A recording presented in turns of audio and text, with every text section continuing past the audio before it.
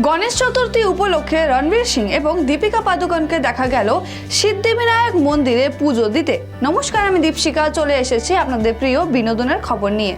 কড়া নিরাপত্তার মধ্যেই ঈশ্বরের আশীর্বাদ নিতে দেখা যায় তারকা দম্পতিকে।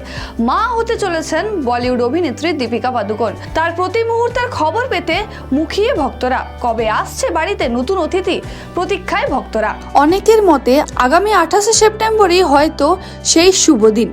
নানা চর্চার মাঝেই সোশ্যাল মিডিয়ায় ভাইরাল একটি ভিডিও। স্বামী রণবীর সিং এর হাত ধরে সিদ্ধিবিনায়ক মন্দিরে পৌঁছলেন দীপিকা। হবু মায়ের লুক তাক লাগিয়েছে সকলকে। ফেব্রুয়ারির শেষের দিকে দীপিকা তার গর্ভাবস্থার কথা সকলকে জানিয়েছিলেন। সে সময় তাদের ডিভোর্স নিয়ে নানা চর্চা চলছিল চারিদিকে। দম্পতি সকলের মুখ বন্ধ করে দিয়েছিল।